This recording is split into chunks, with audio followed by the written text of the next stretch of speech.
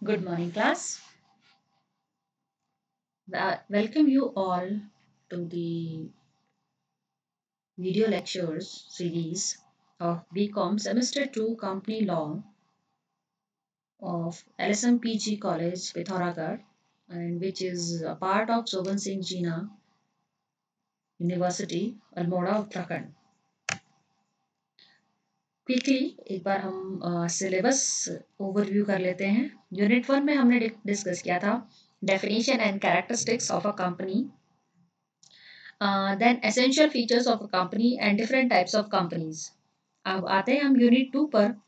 Unit 2 में in detail हम discuss करेंगे कि कंपनी कैसे बनती है, what is the process in formation on of a company, memorandum of association, article of association, doctrine of indoor management, principle of constructive notice, procedure for alteration in memorandum of association, ये सब चीज़ें हम इसमें discuss करेंगे।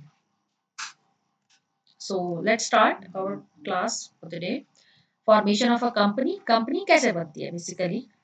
Company बनने के लिए, as we all know, the most important thing is the availability of required fund. Funding facility available होनी चाहिए।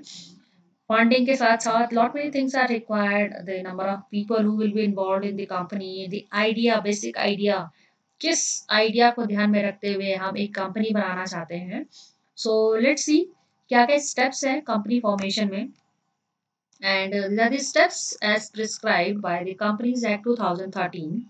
Number 1, the first stage is promotion stage. The second stage जिसको हम बोलते हैं registration stage. Third stage is the incorporation stage, and the last stage is commencement of business stage. एक एक करके हम समझते हैं इनके बारे में। Promotion stage, as we all know, promotion का मतलब किसी चीज को प्रमोट करना, किसी चीज को नए सिरे से शुरू करना, ये फर्स्ट स्टेप है।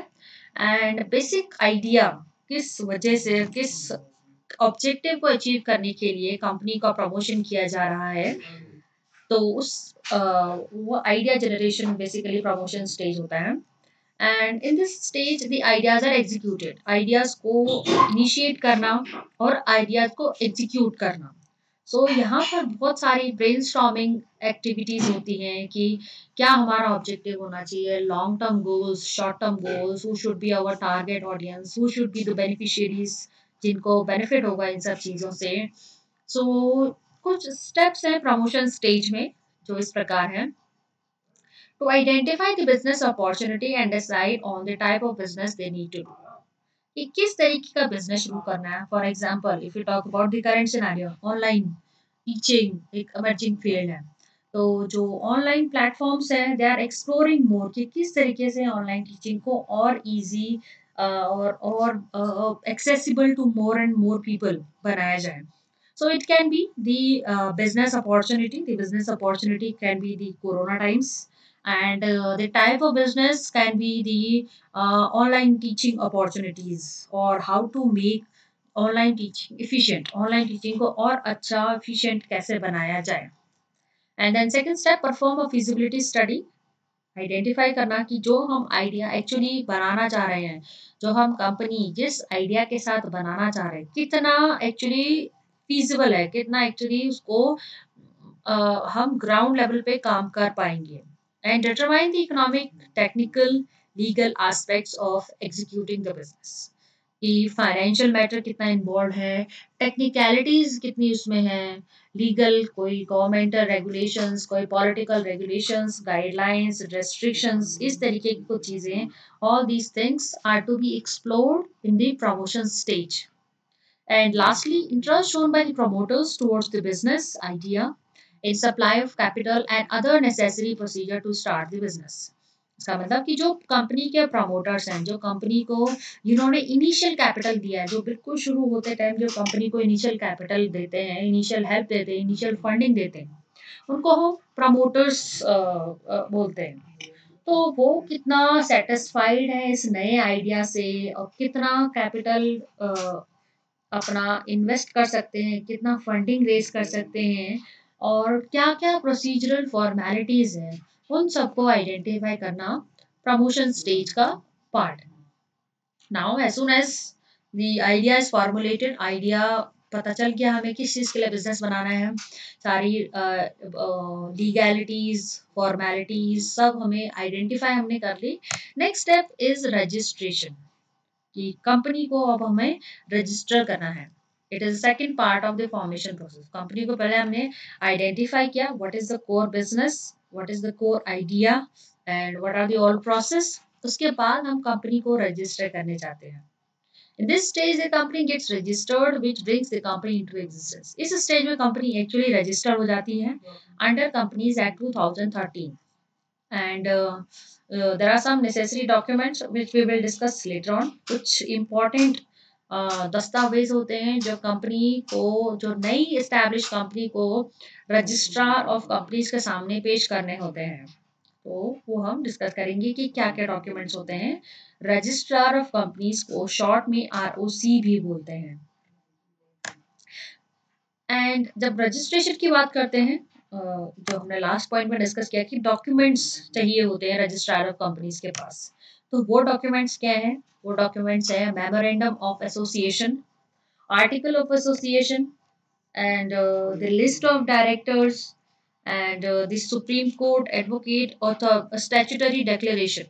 ये सब चीज़ें जो इम्पोर्टेंट डॉक्यूमेंट्स हैं जो रजिस्ट्रेशन फेज में कंपनी को रजिस्ट्रार ऑफ कंपनीज के पास सबमिट करने पड़ते हैं, ये सब आते हैं। तो मेमोरेंडम ऑफ एसोसिएशन, ये हम डिटेल में पढ़ेंगे ये क्या है। आर्टिकल ऑफ एसोसिएशन के बारे में भी हम डिटेल में समझेंगे।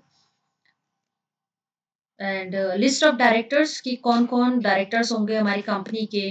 Directors of the company should provide a written consent, मतलब रिटन साइंड, उनका सहमति होनी चाहिए कि वो कंपनी के डायरेक्टर्स बनने के लिए तैयार हों। The notice of address of the office needs to be filled, कि एड्रेस, ऑफिस का एड्रेस क्या होगा, कहाँ लोकेटेड होगा, क्या उसका एड्रेस होगा।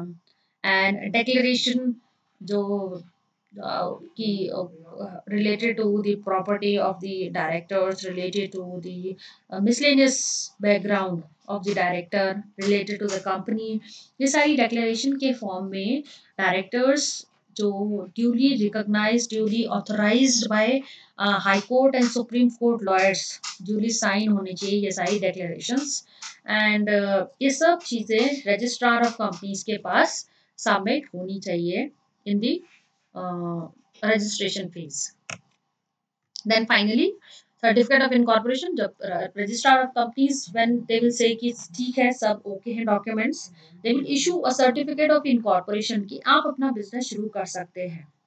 This certificate is valid. This certificate validates the establishment of the company in record. On record company certificate of incorporation receive करने के बाद start हो सकती है। नाउ अ प्राइवेट कंपनी, जो भी प्राइवेट कंपनी होती है, सर्टिफिकेट ऑफ इनकॉर्पोरेशन रिसीव करने के बाद अपना बिजनेस स्टार्ट कर सकती है। But for a public company, for a government organisation, certificate of commencement of business is required. Public company receiving the certificate of incorporation can issue prospectus in order to make public subscribe to the share for raising capital.